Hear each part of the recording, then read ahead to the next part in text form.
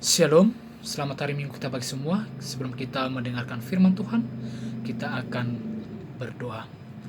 Kami bersyukur Tuhan atas kasih setiamu yang senantiasa memelihara kehidupan kami. Lewat pemeliharaan-Mu, kami beroleh nafas kehidupan. Sebentar lagi Tuhan, kami akan mendengarkan firman-Mu. Kiranya pertolongan Roh Kudus-Mu yang menyertai dan memberikan hikmat bagi kami untuk mengerti akan firman-Mu. Di dalam nama Yesus Kristus kami berdoa. Amin. Saudara-saudara yang terkasih di dalam nama Yesus Kristus, firman Tuhan bagi kita pada hari ini yang tertulis dalam Lukas pasal 4 ayat 14 sampai ayat 21. Beginilah pembacaan firman Tuhan. Dalam kuasa Roh kembalilah Yesus ke Galilea dan tersiarlah kabar tentang Dia di seluruh daerah itu. Sementara itu Ia mengajar di rumah-rumah ibadat di situ dan semua orang memuji Dia.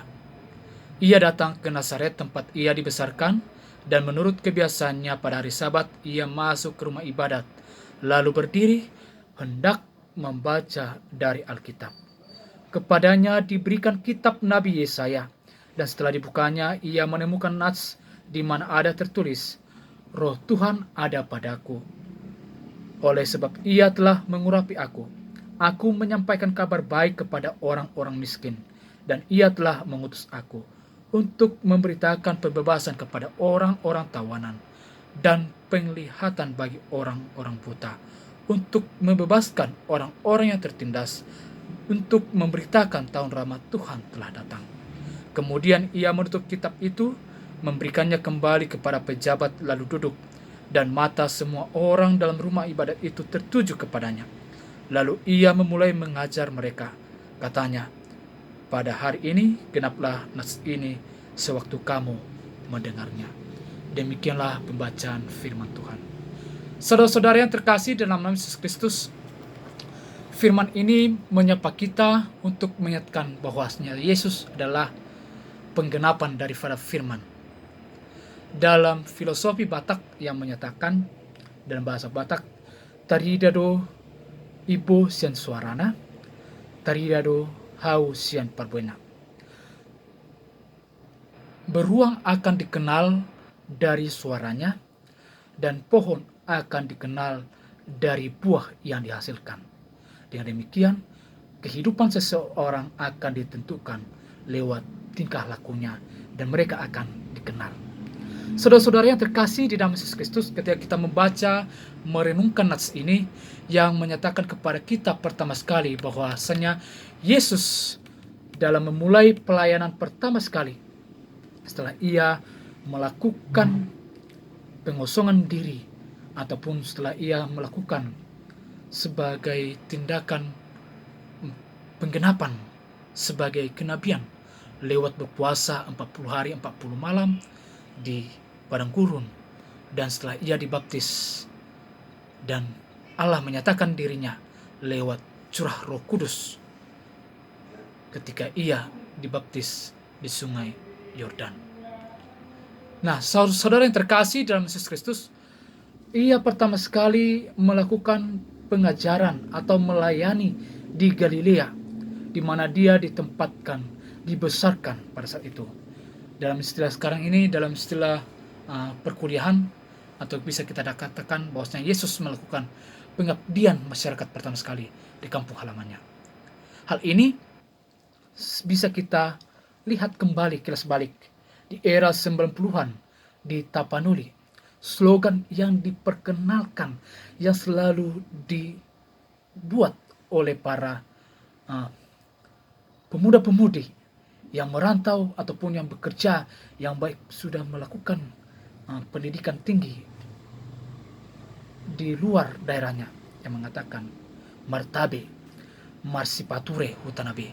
Slogan ini mengingatkan supaya setiap orang yang sudah mengecap pendidikan tinggi ataupun orang-orang yang sudah berhasil di dalam perantauan baik pekerjaan, supaya kembali ke kampung halaman untuk membangun daerah Tapanuli yang dikenal sebagai pesta kemiskinan.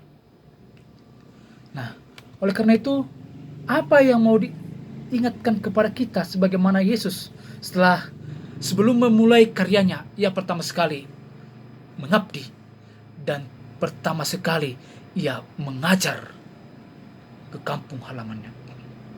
Walaupun notabene kita melihat hasilnya, ada yang menerima dia dan ada pula yang menolak.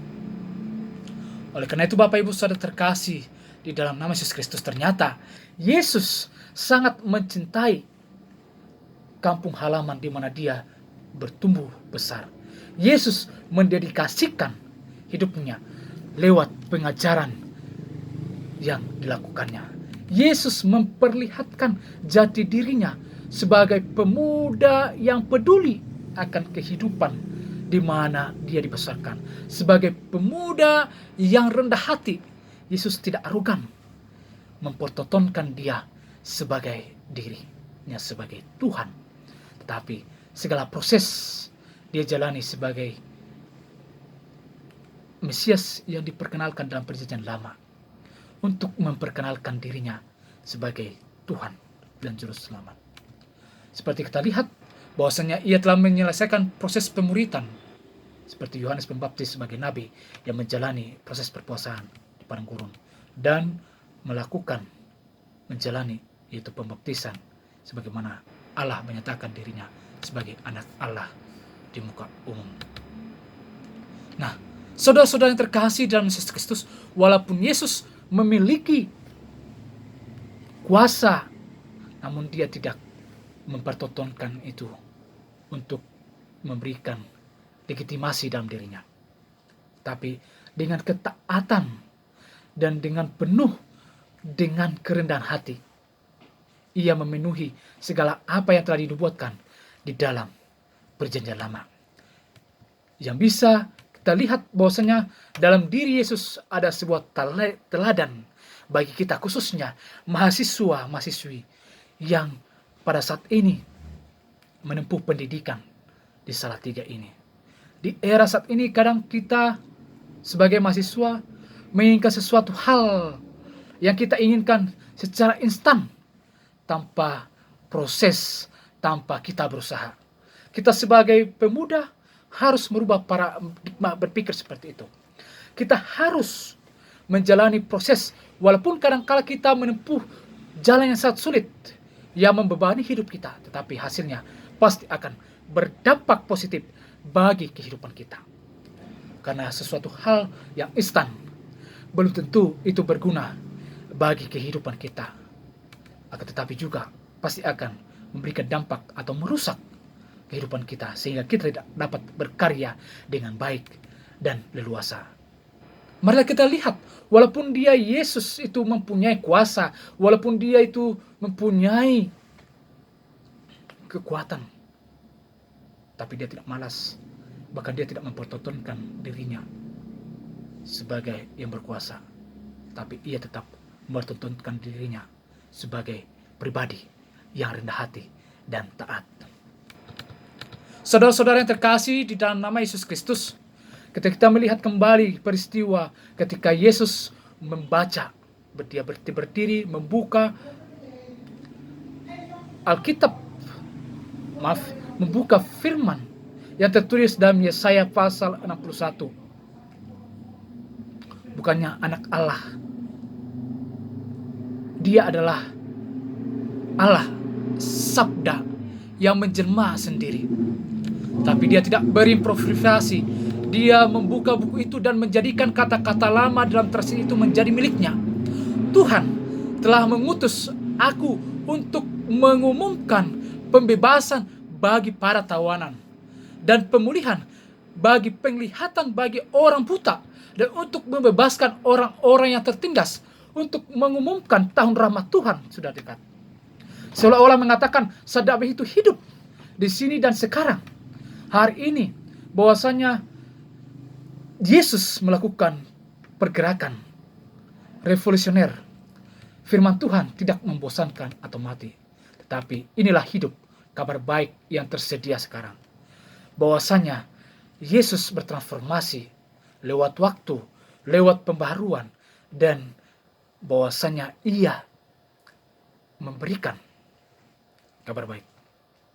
Jika kita melihat kembali latar belakang bahwasanya kehidupan orang Israel pada saat itu yang sangat miskin ketika orang Israel atau bangsa Yahudi dijajah oleh pemerintahan Romawi yang memberikan kepada mereka pajak yang sangat tinggi, sehingga membuat kehidupan masyarakat kelas menengah ke bawah semakin tertindas, semakin miskin, karena arogansi daripada para penguasa-penguasa yang menaikkan pajak, sehingga mau tak mau banyak orang-orang Yahudi pada saat itu menjadi tawanan, menjadi budak oleh karena utang yang membengkak, oleh karena kehidupan ekonomi yang sangat kritis saat itu. Oleh karena itu, ada transformasi lewat dari pemberitaan Kristus Yesus pada saat itu. Bersandar pada hari kebebasan hari itu. Terimalah sukacita itu. Terimalah sukacita Tuhan pada hari ini. Waktu Tuhan memperkenankan bercahaya, kaya, dan berdiri di wujud depan mereka, memberikan pengharapan bagi mereka. Sehingga Yesus mengatakan, pada hari ini genaplah kitab suci dalam pendengaranmu. Kata-kata pertama yang dilakukan Yesus pada saat itu sungguh membuka hati mereka. Sungguh luar biasa takjubnya. Memberikan pengharapan kembali kepada orang-orang yang mendengar. Pernyataan Yesus pada saat ini tujuannya adalah untuk membawa mereka supaya mereka tidak jatuh dalam penderitaan itu. Tujuannya itu Yesus mendidik supaya orang-orang di sekitar yang mendengarkan firman Tuhan itu menjadi orang-orang yang terdidik. Oleh karena itu, pada dasar mereka tidak hanya lagi berdoa, tapi mereka belajar dari firman itu. Mereka berkumpul dan memahami kebenaran firman Tuhan. Bapak Ibu Saudara terkasih dalam Yesus Kristus, bahwasanya nats ini adalah kehidupan dan pelayanan dan tujuan Yesus secara singkat. Kata-kata Yesus dengan mudah dan praktis dan sangat ringkas didengar dan membawa mereka dan pengharapan baru. Sebagai minggu-minggu Epifani, yaitu penyingkapan akan jati diri Yesus, diungkapkan tentang siapa itu Yesus sebenarnya, dan apa yang Yesus lakukan, dan untuk siapa Yesus datang. Lewat minggu ini kita diperkenalkan bahwasanya Yesus membawa pencerahan, dan Yesus adalah Tuhan dan sangat realitas bagi kita. Saudara-saudara yang terkasih dalam nama Yesus Kristus, janji Tuhan untuk menyembuhkan, memulihkan, menghiburkan, membebaskan, dan melepaskan semuanya adalah tanda kasih dan perkenanan Tuhan atas kehidupan orang-orang yang datang kepadanya. Bahwasanya Yesus datang untuk memberitahu semua orang dan bukan hanya mengatakan, tetapi menunjukkan dengan berbagai tindakan, bukan hanya berbicara, tetapi lewat aksi, melalui tindak belas kasihan dan penyembuhan sebagaimana yang digambarkan oleh Yesaya. Inilah yang Yesus katakan dan inilah yang Yesus penuhi dalam kehidupan dan pelayanan yang kita lihat. Kematian, kebangkitan. Sungguh inilah tahun berkat Tuhan. Kata-kata Yesus sangat penting karena sumbernya, asal usul kata itu penting dan dapat mendapat perhatian. Yesus tidak hanya sekedar berbicara, tapi Yesus sungguh-sungguh menepati, melakukan apa yang diucapkan, ungkapkan sebagaimana janji adalah utang. Yesus menempatkan pelayanan dan janji komitmennya. Komitmen Tuhan yang berkelanjutan. kepada hamba-hamba Tuhan yang paling rendah, kepada mereka yang takut akan Tuhan dari generasi ke generasi, kepada yang lapar, kepada umat Israel, kepada Abraham dan Sarah. Janji Tuhan dan nubuatan Yesaya memberikan lintasan teologis yang akan Yesus nyatakan, yang diwujudkan dalam kitab ini. Secara khusus bagi kita, dunia Batak, sebagaimana Injil telah berkarya di Tapanuli, di tanah Batak. Seandainya pekabaran Injil, seandainya Yesus tidak diperkenalkan, mungkin saya tidak dapat berada di sini. Mungkin saudara tidak dapat di sini berada. Mungkin masih dalam perbudakan. Mungkin dalam masa kemiskinan. Akan tetapi kasih Allah yang diwujud nyatakan dalam diri Yesus, yang dibawakan lewat pewartaan firman Tuhan, yang memperkenalkan Yesus Sang Juru Selamat kepada orang-orang Batak, kepada nenek moyang kita, leluhur kita, sehingga kehidupan kita terangkat, yang dari budak menjadi dimerdekakan, yang dari bodoh menjadi yang terdidik, yang tidak diperhitungkan menjadi orang-orang yang diperhitungkan. Dan itulah sungguh luar biasa. Bukan hanya itu, kita juga menerima berkat anugerah yang sangat luar biasa. Itu menjadi anak-anak Allah yang menerima keselamatan, kehidupan yang kekal. Oleh karena itu, saudara-saudara yang terkasih di dalam nama Yesus Kristus, dalam pernyataan ini kita melihat bahwasanya mewartakan Injil kepada orang miskin. Kepada orang miskin, yaitu kepada orang yang kekurangan uang dan materi.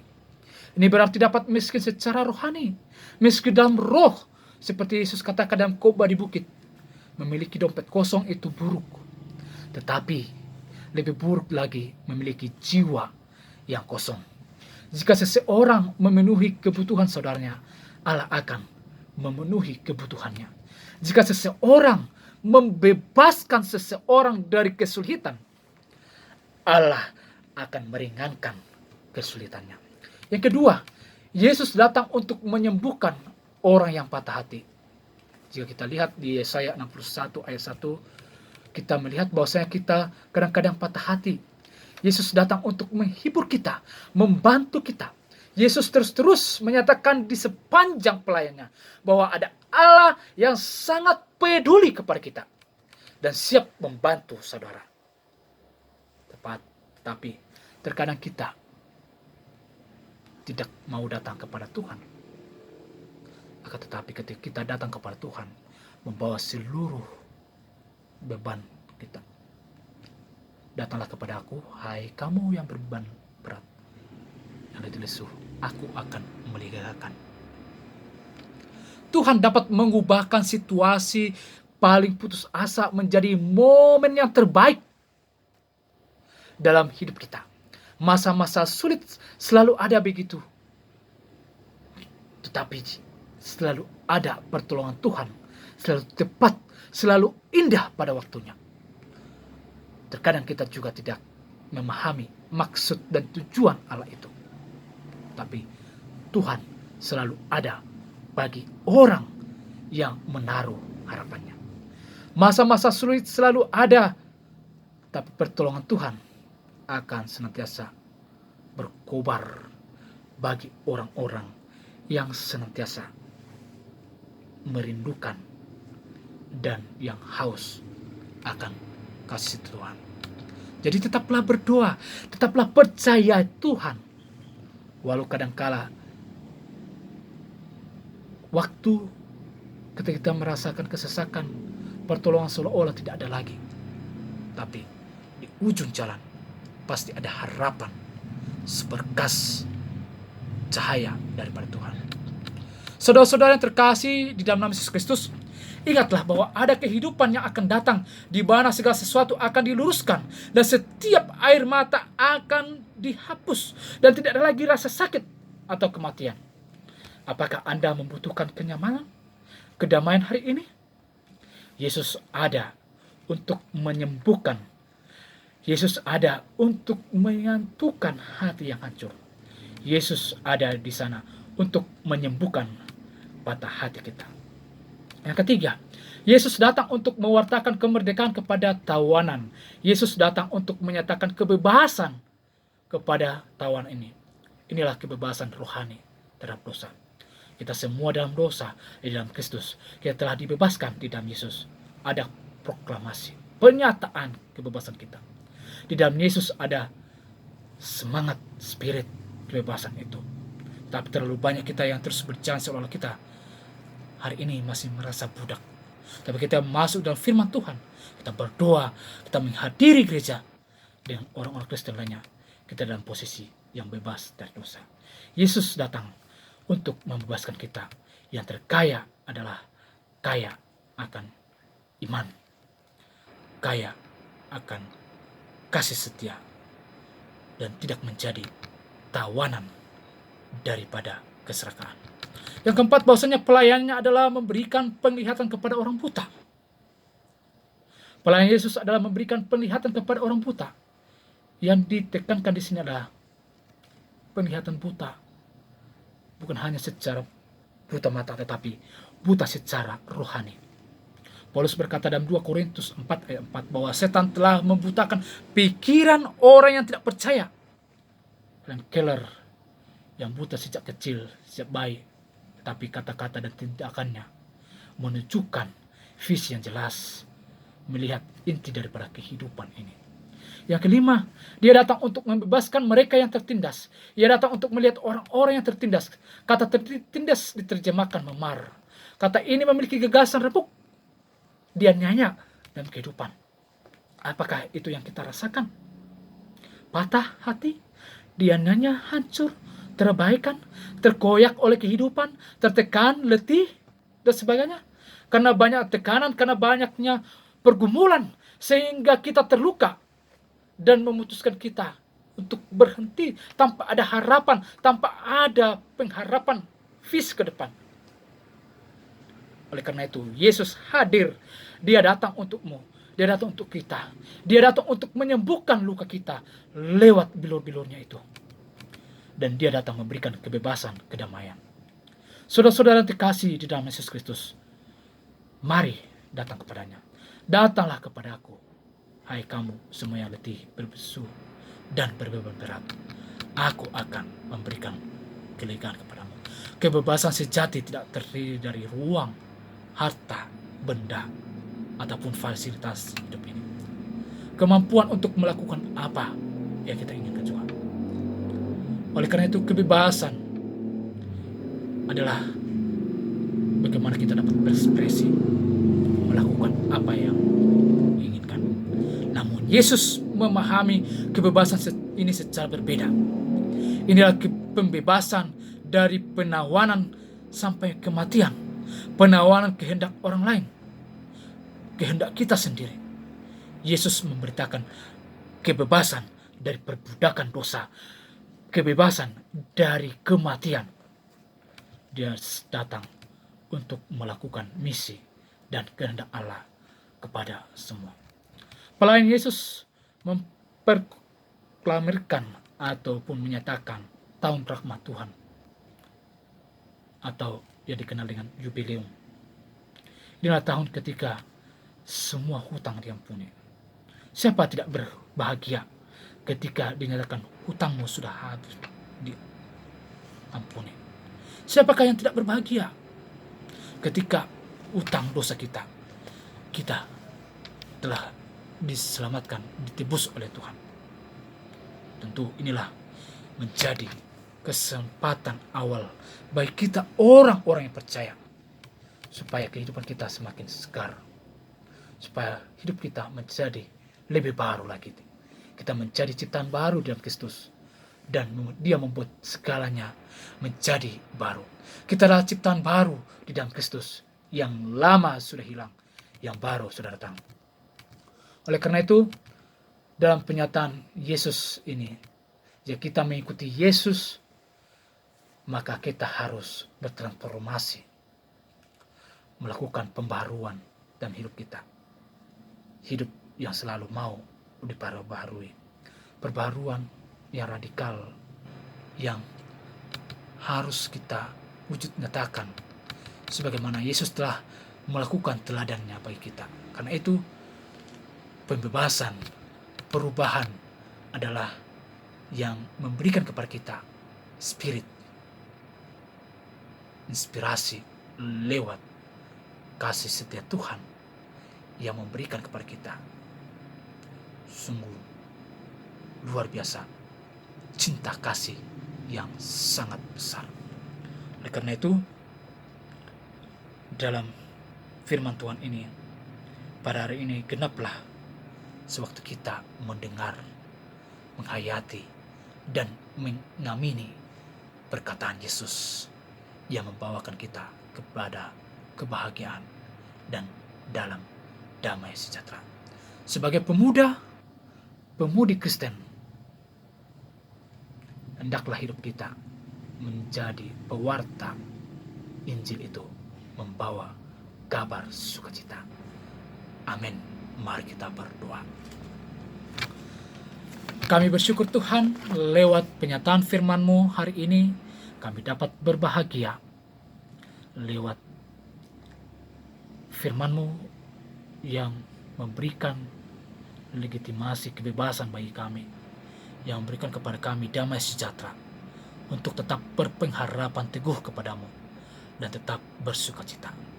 Kiranya Tuhan, Engkau mampukan kami untuk menjadi berkat bagi orang, membawa kebahagiaan bagi orang lain, dan hidup kami dapat berdampak positif. Terima kasih Bapa di surga. Inilah doa kami ini. Sempurnakanlah di dalam nama Yesus Kristus kami berdoa. Amin. Shalom bagi kita semuanya.